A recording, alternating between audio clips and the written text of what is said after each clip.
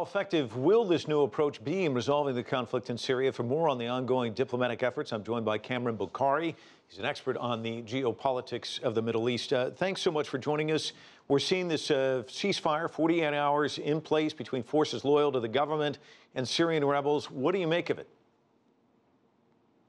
I think at some point it was inevitable that we see this kind of behavior because otherwise it was just endless fighting. And I think that the principles behind, or the patrons behind the various forces, whether it's Iran supporting the Assad government or Turkey or even the Saudis and the Qataris supporting various rebel factions, it was in their interest to see some sort of a halt in the fighting and to reassess. What this also means is that there is some progress, and it's difficult to tell how far that progress has been made in terms of moving towards some sort of a generic document or a generic understanding of what the future could look like in a post-war Syria.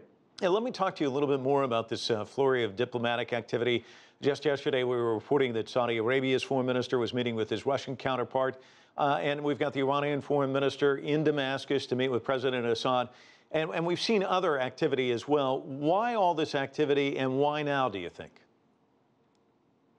I think the international and regional stakeholders have reached a conclusion, or at least a basic understanding, that the fighting that goes on doesn't serve anybody's interest. Iran does not want to see a collapse of the Assad regime, but at the same time, it's worried about ISIS.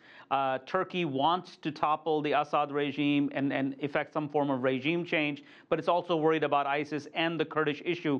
I think interests are aligning, but then again, this is just too early, and in previous conflicts that I've seen, they've been false starts. So I'm a bit skeptical on how much optimism we should have for these really early signs of some sort of a negotiation. Well, you mentioned false starts, and we clearly have seen those in the past, as you mentioned. And one Egyptian diplomat is quoted as saying, nothing can be done to save Syria unless the main parties make a decision to stop fighting amongst themselves.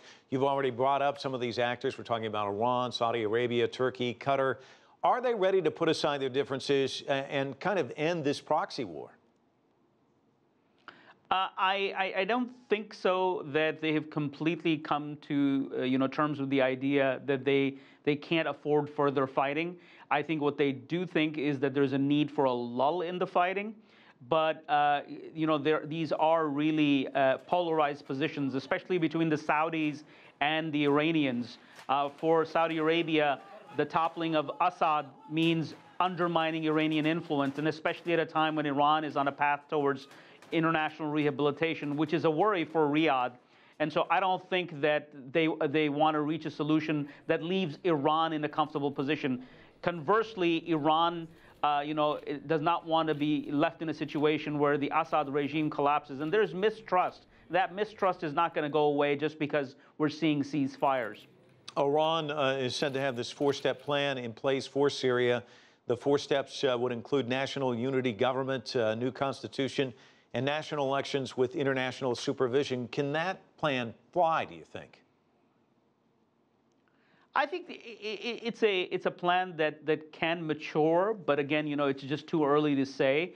It requires that those who are fighting on the ground agree to it. So yes, maybe their international backers have agreed to it. It's in the interest of the Assad regime to not lose more territory, and before that, come to some sort of a negotiated settlement. But there's just so much bad blood between the feuding sides. The Alawite minority that is represented by President Assad is fearful of a massacre or a genocide of their community at the hands of a Sunni majority, which is dominated by jihadist groups of various sorts. And I'm not talking about ISIS, I'm talking about the other groups as well, who are only so many degrees separated from ISIS ideologically. Likewise, the other side has seen a lot of brutality at the hands of the regime. And so I just don't see that bad blood, going away just because we have a four-step process. And we've talked about the actors in the region. We really haven't talked much about the U.S. and Russia. What's their role? I think the United States is basically made it very clear that the lead has to be taken by regional actors, and that's sort of code in Washington for Turkey. The U.S. is comfortable with Turkey taking the lead, but it realizes that somehow Iran has to be brought into the equation. When you bring Iran into the equation, there are concerns on the part of the Saudis, there are concerns on the part of the Israelis. And definitely, if there is to be some sort of a negotiated settlement, then Washington and Moscow have to be on the same page as well. So there are lots of moving parts, and they're moving, at different speeds and velocities and different directions. And bringing them all together is going to be really, really tough. Yeah, just about as tough as actually bringing about peace in Syria, I would imagine. Kamran Bokhari joining us from Toronto. Thanks so much.